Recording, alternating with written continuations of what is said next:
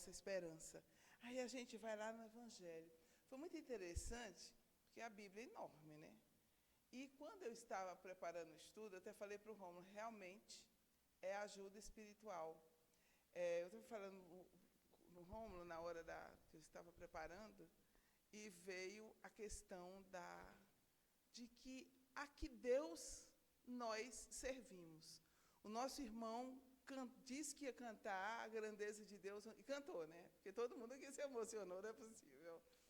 E aí a gente começa a se perguntar, mas a que Deus nós servimos?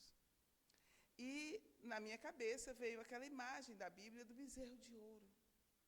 É impressionante como o que a falta de esperança é capaz de fazer. E foi muito interessante, porque eu abri a Bíblia justamente na página. Eu falei até para o Rômulo, está vendo que não sou eu, né? Então, tudo que nós falarmos aqui é a misericórdia do Senhor Jesus, que nos dá a oportunidade da gente ser um instrumento mal feito, mas é um instrumento.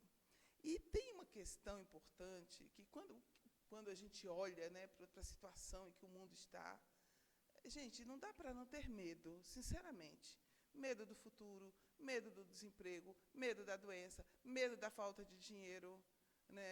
Isso são problemas que nós temos, são problemas reais.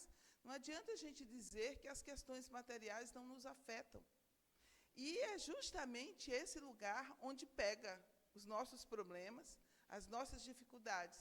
Eu me lembro quando eu saí da faculdade, a dificuldade de arranjar emprego era imensa, imensa, e muitas vezes eu ficava desesperada. Eu dizia, meu Deus, eu estudei tanto, eu não consigo uma oportunidade, eu preciso de uma oportunidade. E um dia eu estava chorando muito, porque eu tinha arranjado emprego e tinha sido demitida na mesma semana, porque o chefe achou que eu era boa demais, competente demais para o cargo. Ele queria uma pessoa mais simples. E eu disse, pelo amor de Deus, eu só precisava trabalhar.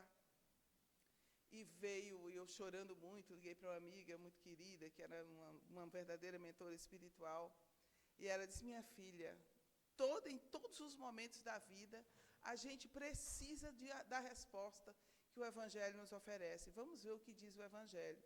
E caiu a mensagem, missão do homem inteligente na Terra.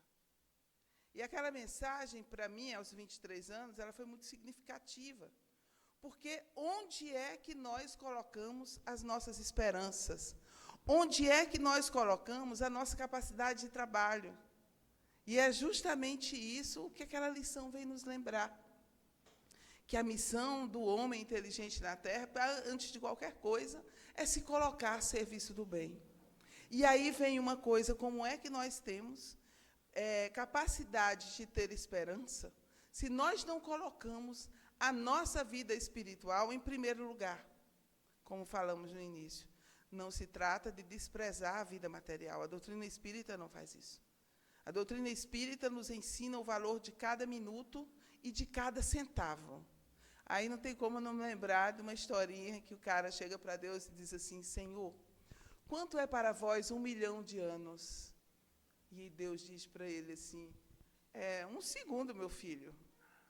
E 1 milhão de cruzeiros? Era na época do cruzeiro. E aí ele diz assim, 1 centavo, meu filho. Aí ele diz, então dai-me 1 centavo. E ele diz, espera 1 segundo. A gente tem dificuldade de lidar com o tempo de Deus. Porque se nós estamos aqui na vida física, em uma jornada espiritual, estamos olhando aqui os dias que estamos na Terra, e esses dias têm um objetivo, então nós não podemos perder a esperança. Nós podemos até ficar um pouco desanimados, podemos ter até um dia mau, como dirá Paulo de Tarso daqui a pouco, que nós vamos ouvir o trecho, mas nós não podemos desesperar. E é justamente esse lugar da desesperança que nós que estudamos a Bíblia, nós vamos ver lá no livro do Gênesis, quando Moisés sobe até o Monte Sinai para receber as tábuas da lei, as leis que iriam reger o povo. Tudo isso, para nós espíritas, não é algo literal, é metafórico, né? Mas é uma imagem importantíssima para que a gente entenda. Moisés demora demais, o que acontece? O povo começa a se revoltar. e resolve fazer um novo deus, um bezerro de ouro. Nós ainda não nos desvencilhamos do bezerro de ouro, porque não é só o problema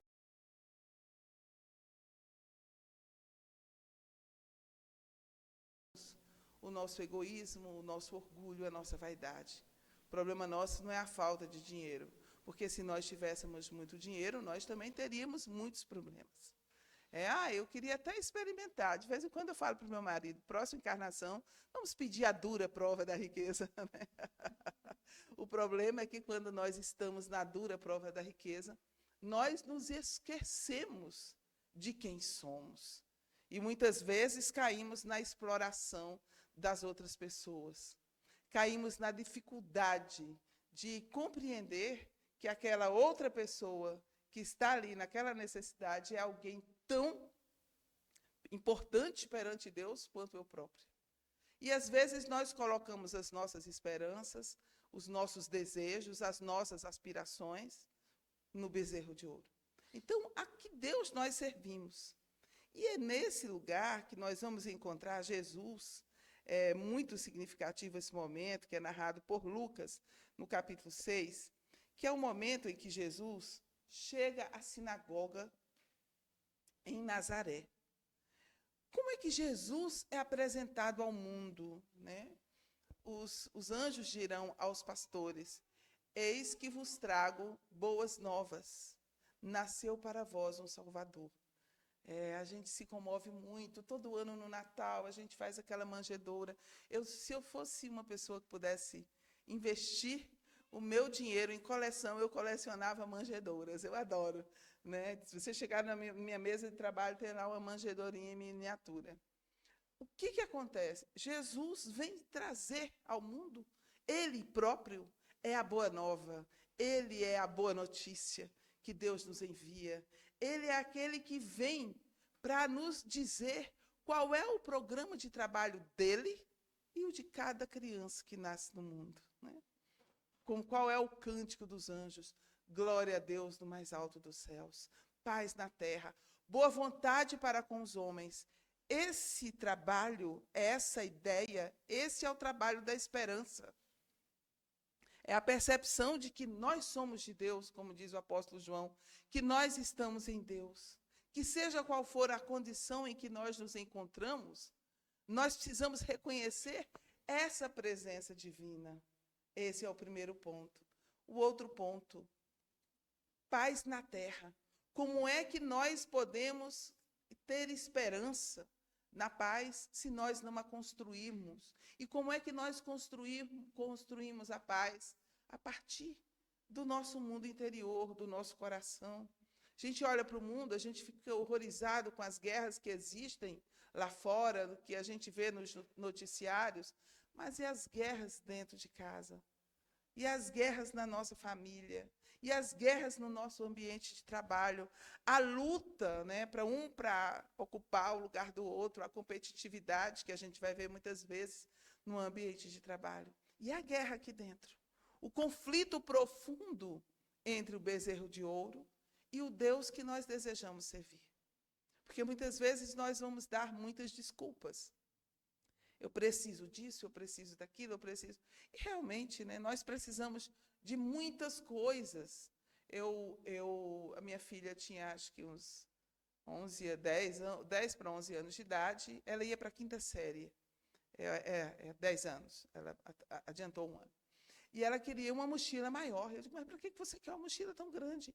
Ela disse, porque eu tenho muitas coisinhas. Né? E nós temos realmente muitas coisinhas, muitas coisas. E a gente olha de verdade para a gente e diz, dessas coisas, quais são as necessárias? Gente, 2 anos atrás, 2023, primeira semana de novembro, para ser mais exato, eu tinha comprado uma panela de pressão nova, sabe aquela panela de pressão que é da cara? Está uns R$400 hoje, ou até mais. Porque eu sou ruim demais para cozinhar feijão. E aí, o feijão queima. E aí eu comprei aquela panela que é segura, que eu vou ficar vigiando, maior cuidado com a panela. O que aconteceu? Meu marido quebrou a tampa da minha panela. E eu fiquei brava. E a minha filha, que estava lá em casa, vira para mim e diz assim, meu Deus, o que está acontecendo? Manda mensagem, o grupo da família começa a encher, né? Eu e minhas outras filhas, meus pais. Minha mãe, meus pais não, a minha mãe está brigando com meu pai por causa de uma panela. E as minhas ligando para mim, que isso, mãe? Eu falei, mas é a minha panela.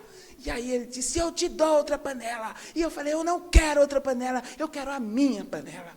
Né? A tampa da minha panela. Quer dizer, e aí chegou a hora que eu digo, não, está na hora realmente de eu fazer outra coisa, né? Eu resolvi voltar a estudar, porque quando a gente chega nesse ponto, tem algum problema. Às vezes, né, a gente vai estressando, seja lá por que motivo, se a gente não tiver cuidado, as coisas passam a ser mais importantes do que as pessoas. Quantas crianças levam a surra porque quebraram a panela? O Romulo não levou uma surra, mas eu briguei com ele, fiquei brava com ele. É a mesma coisa, só muda o tamanho, o jeito. Às vezes, nós somos extremamente cruéis, né, no jeito que a gente fala, o jeito que a gente dirige aos outros. E aí a gente não consegue criar uma atmosfera de paz, que todo mundo nos atrapalha. Está tudo certo, podia ser. O mundo não podia ser melhor se tudo saísse do jeito que a gente quer, na hora que a gente quer. Custa fazer do meu jeito. É isso que atrapalha a nossa paz. Essa dificuldade, é claro, que ele foi lá, consertou a panela, foi no paneleiro, consertou a tampa da panela, não era a mesma coisa. Há umas 2 semanas atrás, ele achou a mesma panela numa promoção e comprou de presente para mim por R$220. E eu falei, tudo bem, você que vai cozinhar com ela, porque eu saí no serviço da cozinha, meu serviço agora é outro. E aí a gente... Mas essas pequenas coisas nos mostram como é o nosso dia a dia. E é disso que vai nos afastando de Deus. Porque que Deus é esse que nós servimos? Que Deus é esse que nos enche o coração de fé, de esperança e de caridade? É aquele que nós reconhecemos no nosso templo interno. Paulo de Tarso vai dizer que nós somos templo do Espírito Santo que habita em nós. Alta de Souza, que eu tenho certeza que todo mundo aqui nessa casa ama muito, Alta de Souza vai dizer, volve ao teu templo interno abandonado, a mais alta de todas as capelas. Então, o Deus a quem servimos é aquele que nos faz instrumento do seu amor, da sua paz, da sua misericórdia. E é isso que Jesus vem afirmar. Ele diz aqui no Evangelho, no Isaías, né, no Evangelho de Lucas, ele abre o rolo do livro de Isaías, e ali está escrito, o Espírito do Senhor está sobre mim, porque Ele me congregou para a unção, para evangelizar os pobres. Evangelizar os pobres significa o quê? Levar boas notícias para os pobres. Né? Enviou-me para proclamar a libertação dos presos. Quais são as prisões que nós, as grades, que nos impede de que nós sejamos felizes de fato? Porque se a felicidade para nós é um dia ter tudo do jeito que a gente quer, na hora que a gente quer, ter, realmente nós estamos em erro. Porque a gente nunca vai conseguir, graças a Deus. Tu imagina, não precisa nem... Cada um aqui pensa.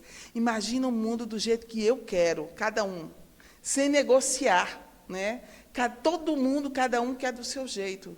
Não seria o céu, seria o inferno. Né? Porque o que é o inferno? O inferno é justamente essa ausência de Deus. É essa prisão aos mundos inferiores. E os mundos inferiores são compostos pelo nosso egoísmo, pela nossa vaidade, pelo nosso orgulho. É isso que nos afasta. Então, Jesus vem lembrar aqui, enviou-me aos cegos a recuperação da vista, para restituir liberdade aos oprimidos, para proclamar um ano de graça do Senhor. Olha que coisa mais linda. Os oprimidos. Nós vamos encontrar Jesus dizendo mais tarde, né? Vinde a mim todos vós que estáis cansados e oprimidos, e eu vos aliviarei. O que é o oprimido? Se a gente imagina, todos nós temos dificuldades profundas que às vezes nos oprimem. Às vezes, cada um tem a sua dor, aquilo que oprime, aquilo que angustia. Né? Meu Deus, o que eu faço? Eu não sei o que fazer. Como é que eu posso confiar no futuro se as coisas estão desse jeito? E aí a gente vai lá no Apocalipse. Quando fala no Apocalipse, a gente está vendo, a gente está vivendo o Apocalipse. Né? Mas o que está lá no Apocalipse? E eu trouxe o que está no Apocalipse para lembrar dessa esperança da qual Jesus fala. Ele diz no Apocalipse de João, né? João já está bem velhinho, uma ilha, exilado na ilha de Patmos, e ele vai ter essa visão maravilhosa. Ele diz aqui, eu vi, então, um novo céu e uma nova terra. Olha que palavra de esperança. Um novo céu e uma nova terra. Pois o primeiro céu e a primeira terra já se foram, e o mar já não existe.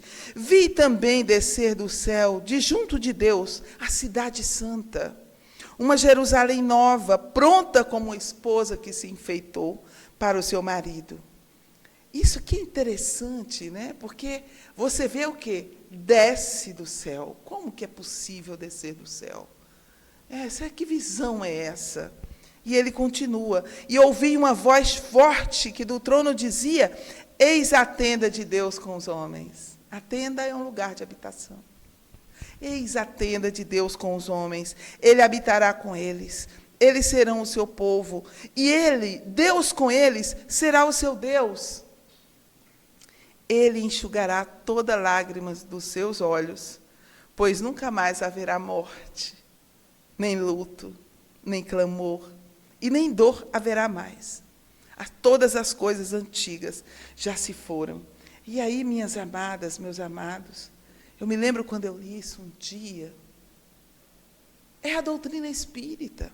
A doutrina espírita que nos traz essa Jerusalém celeste. A doutrina espírita que fala da possibilidade de um tempo diferente. Nós estamos construindo o reino de Deus na terra. Emmanuel, no livro há 2000 anos, no capítulo As Alvoradas do Senhor, ele vai falar, sim, dos tempos difíceis que nós estamos vivendo, mas depois que passar tudo isso, haverá um novo ciclo, começará um novo ciclo, e olha que maravilha, onde serão lançados os fundamentos do homem espiritual. É o que nós estamos vivendo. Quem é que está aqui na tarde de hoje? É a Terezinha, que tem uma série de compromissos, que o carro quebrou, que isso, que aquilo outro, que não sei o quê. Mas, ao mesmo tempo, é o ser espiritual que, nesse momento, se manifesta nessa personalidade, que vem numa jornada de milhões e milhões e milhões e milhões de anos, de existências em existências, com um objetivo, aprender a amar. O que é que enxuga toda a nossa lágrima? O que é que transforma o nosso luto? A doutrina espírita. Claro que eu choro das saudades da minha mãe. Hoje eu estava relendo um poema que eu fiz para ela. É um poema até engraçado, bem engraçado. E depois ela faleceu e eu fiz um também muito bonito. E quando eu terminei de ler, eu caí no choro. Eu sinto saudade da minha mãe, mas é um choro diferente. É o choro de saudade, né? Não é de inconformação, não é de desesperança, não é de dizer minha mãe virou fumaça, virou pó, virou nada. Não é isso. É essa lágrima que a doutrina espírita vem enxugar. E aí ele diz aqui, a tenda de Deus com os homens, ele habitará com o seu povo. E aqui está escrito no prefácio do Evangelho segundo o Espiritismo, ele diz aqui, as grandes vozes do céu ressoam como cânticos, como sons de trombetas, e o cântico dos anjos se lhes associam. Homens, nós vos convidamos ao divino concerto, tomai da lira, que as vossas vozes se unam, e que no hino sagrado elas se estendam de um extremo a outro do universo. Homens, irmãos a quem amamos, aqui estamos juntos de vós. Meu Deus, ele diz aqui, dizei do fundo do vosso coração, Senhor, Senhor, e podereis entrar no reino dos céus. É o Espírito de verdade, aqui no prefácio do Evangelho segundo o Espiritismo, e esse mesmo Espírito de verdade, que é o Cristo Consolador, esse mesmo Espírito de verdade, que é Jesus, está lá no livro Missionário da Luz de André Luiz, que o Espírito de verdade é Jesus, quem diz isso é o Alexandre. Ele vai dizer, orai, aqui está, no capítulo 6, Cristo Consolador, advento do Espírito de verdade, ele vai dizer, orai e crede, pois a morte é a ressurreição e a vida, a existência física, é a prova escolhida. Nessa, não sei porquê, né, tudo me aborrece, tudo me irrita. Será que eu não me matriculei num curso de paciência? Ai, meu Deus, nada dá certo para mim. Será que eu não me matriculei num curso de esperança? Ele diz aqui, a vida é a prova escolhida, durante a qual as virtudes que houverdes cultivado crescerão e se desenvolverão como cedro. Por isso o esquecimento do passado. Por isso que é tão importante que a gente não se lembre de quem a gente foi. Né? Às vezes a gente tem uns lampejos de outra vida, eu tenho, de vez em quando, até com provas, lugares. Eu não acho isso nada bom, não é porque eu quero, é só para confirmar, mais uma vez, a minha necessidade de trabalho espiritual. E aí vem a questão. Às vezes, assim, a gente tem um sonho, né? Todo mundo tem um sonho. E o sonho diz muito da gente. E, às vezes, a vida vai passando e parece que a vida é um ensaio, são apenas sonhos contrariados, mas é a matrícula na escola das virtudes. Às vezes, nós precisamos de coragem. Às vezes, há coisas que nós só vamos resolver em outras existências. Às vezes, nós só precisamos nos lembrar de quem somos, espíritos imortais, criados por Deus, conscientes de que a existência no mundo físico, a vida no mundo físico, é a prova buscada. E o lugar aqui é de desenvolver as virtudes. E esse mesmo Espírito de verdade, ele vai dizer aqui numa outra lição, numa outra mensagem, também em Paris, um ano depois, ele diz assim, olha, gente, eu amo essa lição. Venho ensinar e consolar os pobres deserdados. Venho dizer-lhes que elevem a sua resignação ao nível de suas provas, que chorem, pois a dor foi sagrada no Jardim das Oliveiras, mas que também esperem que os anjos consoladores virão lhe enxugar as lágrimas. A gente sabe que Jesus está ali, naquela agonia, no Jardim das Oliveiras, né? Ali em lágrimas. Diz que a angústia é grande, ele sua sangue, porque Jesus é humano perfeito, né? Mas é humano. Isso é importante, ele não podia ser outra coisa, né? Ele é um ser humano integral, aquele que alcançou o plano divino, propriamente dito, aquele que se torna o modelo e guia para a humanidade. E aí ele diz assim, obreiros, trabalhadores, traçai o vosso sulco, recomeçai no dia seguinte a rude jornada de véspera. Nós temos os nossos caminhos, né? Nós traçamos os nossos sulcos. Quando você vai plantar uma semente na terra, você precisa cavar, né? Você traça sulcos para lançar a semente. E ele diz aqui, o trabalho das vossas mãos vos fornece aos corpos o pão terrestre. A gente precisa trabalhar. Às vezes, por alguma razão, a gente não dá conta de trabalhar. Por uma necessidade, por uma dificuldade mesmo, ou porque, seja qual for a razão, tem aquelas pessoas que trabalham, que nos sustentam, nos auxiliam. E ele diz aqui, é o trabalho de vossas mãos, e nós ajudamos, de todas as formas, nós ajudamos. A gente, às vezes, se esquece disso. Às vezes, eu fico pensando, meu Deus, né? A irmã do Rômulo, ela tem uma dificuldade, né? E é interessante, porque ela, ali dentro da minha casa, eu sei que ela é o auxílio do céu, muitas vezes para nós, em todos os sentidos. Então, há aquelas pessoas que, às vezes, a gente acha que dependem da gente, e que, espiritualmente, são exatamente elas o canal de socorro e amparo espiritual para nós. Então, ele diz aqui, as vossas almas não estão esquecidas, e eu, o divino jardineiro, as cultivo no silêncio dos vossos pensamentos. Como é que a cabeça, ali desencontrada, cheia de conflito, brigando por dentro, remoendo a encrenca, sem nenhuma gota de paz, pode oferecer ao jardineiro divino algum minuto de silêncio para que ele possa cultivar as nossas almas? É impossível. Então, isso que o Espírito de verdade nos traz, nos lembra, é exatamente o que está aqui no Apocalipse. Eu, o divino jardineiro, cultivarei as vossas almas no silêncio dos vossos pensamentos. E aí a gente volta ao bezerro de ouro. O bezerro de ouro que é formado pelas nossas angústias, pelos nossos medos, pelas nossas preocupações, pelos nossos desejos. E aí a gente começa, né, a fazer essa trajetória de buscar a paz dentro da gente.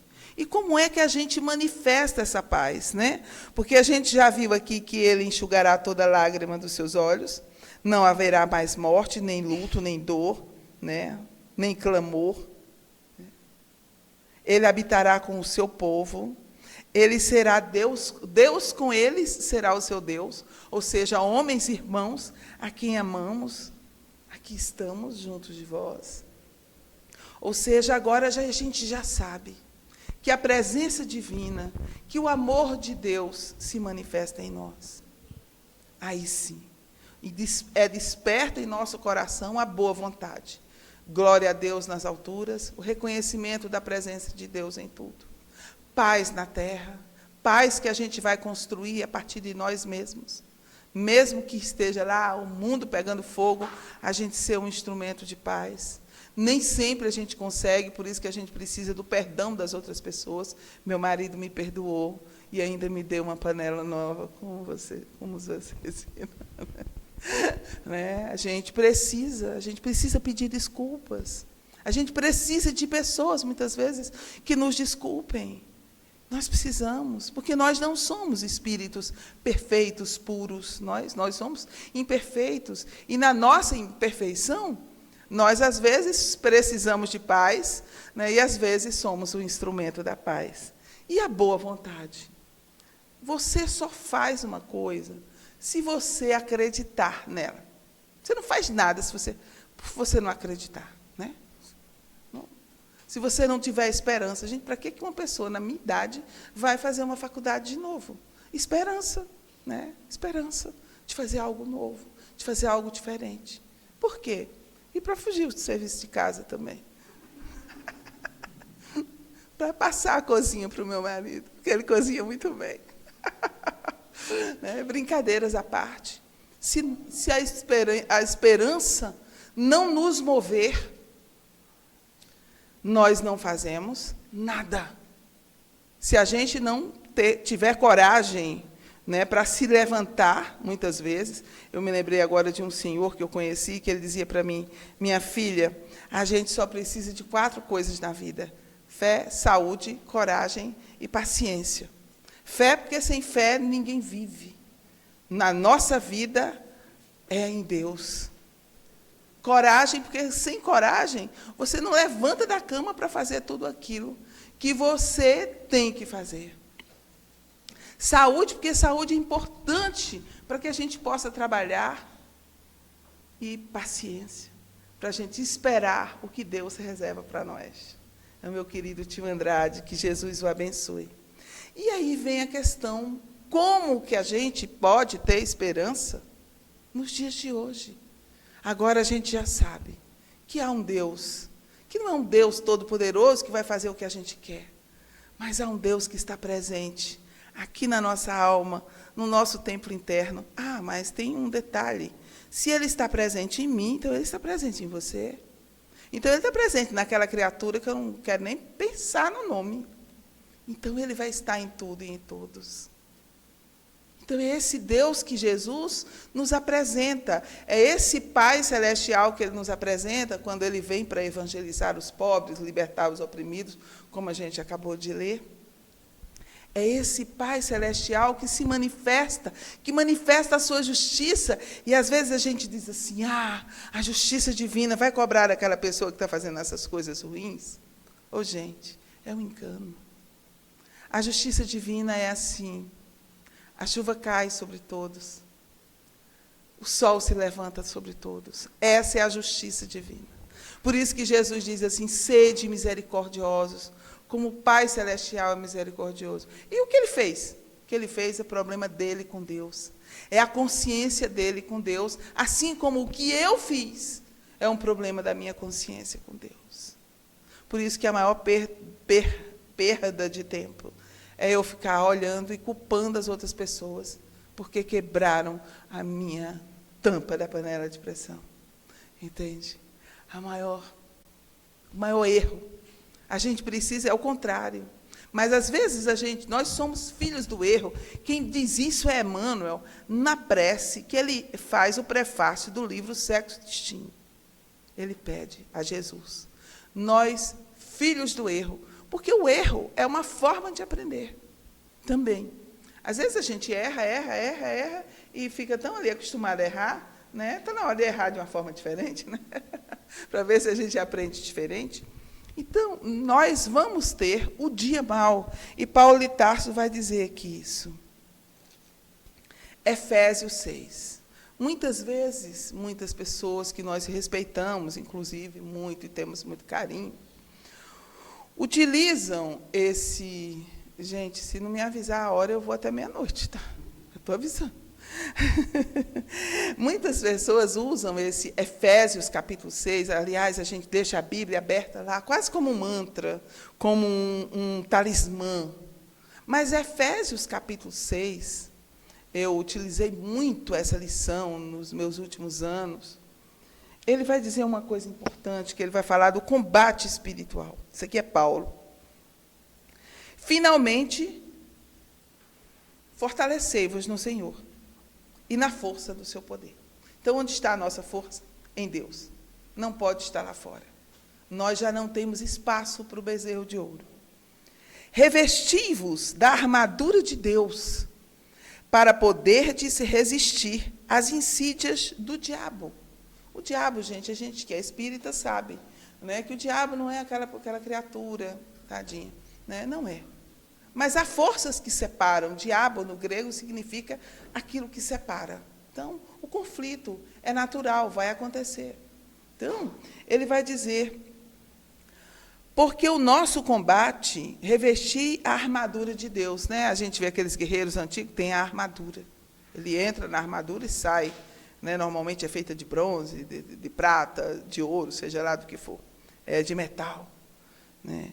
Ele diz aqui, pois o nosso combate não é contra o sangue nem contra a carne, mas contra os principados, as autoridades, os dominadores desse mundo de trevas, contra os espíritos do mal que povoam as regiões celestiais. Nós somos espíritas. Nós não podemos, em hipótese alguma, desprezar a existência desse mundo invisível, composto de espíritos profundamente ignorantes, muitas vezes tão ignorantes quanto nós mesmos. Espíritos ainda que, imagina, gente, você desencarna, você é uma pessoa má, uma pessoa malvada, você ainda não conhece o bem, você só conhece o seu egoísmo, vaidade, orgulho, você vai continuar como você é. Você é uma pessoa que tem uma inclinação para o bem, para o amor, para as coisas boas. Você vai se juntar com espíritos semelhantes, seja encarnado ou desencarnado, porque aqui no mundo físico também é assim. Se alguém chegar aqui e dizer, olha, vamos cometer um crime ali, o que a gente vai dizer? Não, a gente não tem mais tempo para isso, nosso tempo é para servir a Deus. Então, tudo bem. É uma questão, né, já de escolha. O nosso caminho é o quê? O Cristo. Alguém pode dizer aqui para mim, mas Terezinha, isso é um absurdo, isso não acontece. Ah, meus irmãos, todos os dias. Nós temos, todos os instantes, nós temos convites para o mal. Às vezes, o convite para o mal é só dar uma opinião que a gente não devia ter dado nunca. Né? Não devia ter expressado aquela opinião. Então, ele vai dizer isso, né? Pois o nosso combate não é nem contra o sangue, nem contra a carne. Mas esse mal que está lá fora, que nos assusta tanto, que a gente toma partido muitas vezes contra, que a gente comenta, porque tem coisa que diz, meu Deus, não é possível que um ser humano faça uma coisa dessa, a gente se escandaliza, se horroriza, mas esse mesmo mal que está lá fora, minhas amadas, meus amados, também está aqui dentro. Porque se não tivesse aqui dentro de nós, para a gente combater, a gente estava onde? Em Sírios com Alcione, né, fazendo cafezinho para Alcione. Alcione, você quer um cafezinho agora, querida? Toca uma musiquinha para mim. Deixa eu treinar com você. Não! Nós estamos juntos. Né? Já pensou que maravilha? Sírios. Eu tenho uma filha que, quando eu estava grávida dela, tudo me fazia olhar para o céu estrelado e dizer, Deus existe. Já tiveram uma ideia, né? Era difícil. Deus existe. Eu sei que o Senhor existe, meu Deus. Hoje ela é de um clube de astronomia. Olha que coisa linda. Então, é interessante. Nós precisamos olhar para dentro e dizer, eu estou combatendo, sim, o mal dentro de mim. Não é lá fora. Não é ficar destruindo as pessoas, comentando, se escandalizando, não. Porque ele diz aqui, ó, por isso deveis vestir a armadura de Deus para poderdes resistir no dia mau.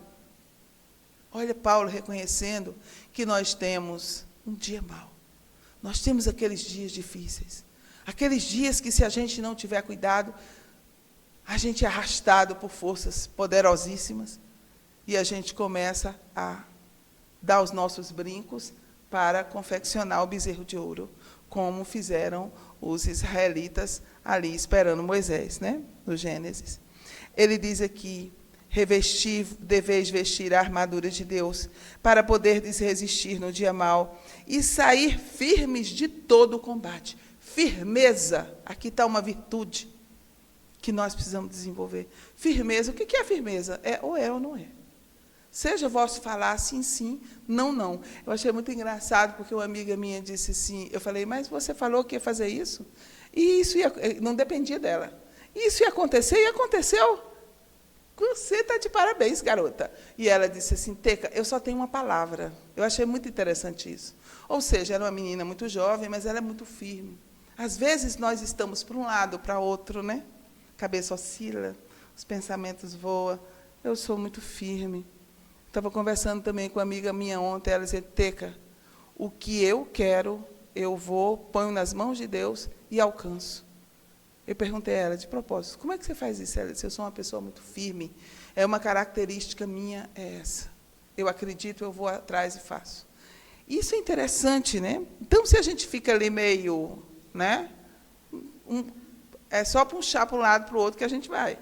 E ele diz aqui, portanto, ponde-vos de pé, cingi os rins com a verdade, revesti-vos da couraça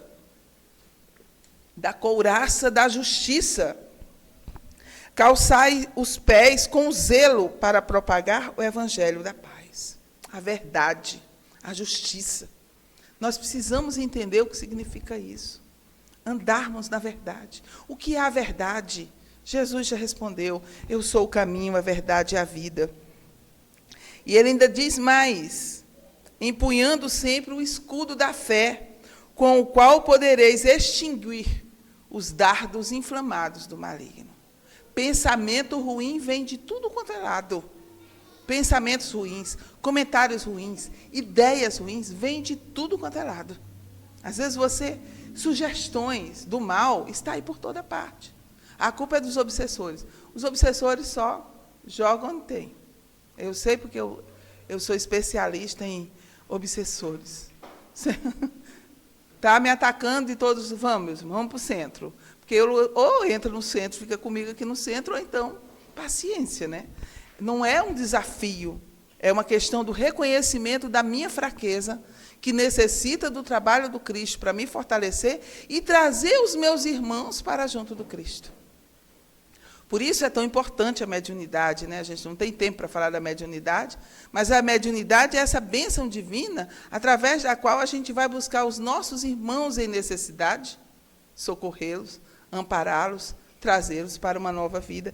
E finalizando, eu acho, ele diz aqui, e tomai o capacete da salvação, a espada do Espírito, que é a palavra de Deus. No Tessalonicenses, ele vai dizer, na carta aos Tessalonicenses, ele diz uma coisa que a gente precisa gravar. Pois todos vós, filhos da luz, sois filhos da luz. Nós somos filhos da luz. Nós somos filhos do dia, ele diz aqui, né? Não somos da noite nem das trevas. E aí ele diz assim, nós, pelo contrário, somos do dia, sejamos sóbrios, revestidos da couraça da fé e da caridade e do capacete da esperança e da salvação. Emmanuel tem uma lição belíssima no livro Fonte Viva, que ele vai falar sobre o capacete da salvação. Está na hora, né? O capacete da salvação. E da esperança e da salvação. E ele lembra uma coisa importante. Por que a gente põe o capacete na cabeça? Para proteger a cabeça. Então, você protege a sua cabeça com o quê? Com a esperança da salvação. Então, é isso, minhas amadas. Então, como é que a gente pode resistir o dia mau? Como é que a gente pode ter esperanças nesses tempos atuais? Calçando os evangelhos da paz. Né, calçando com zelo o Evangelho da Paz. Nos refugiamos neste livro, o Evangelho segundo o Espiritismo, que Emmanuel vai chamá-lo de Livro da Esperança. Até escreveu uma obra para comemorar o centenário do Evangelho segundo o Espiritismo, intitulada Livro da Esperança. Minhas amadas, meus amados, muito obrigada por vocês terem trazido a gente até aqui hoje. Obrigada aos amigos e benfeitores espirituais. E que Jesus nos abençoe e que nós tenhamos sempre novas oportunidades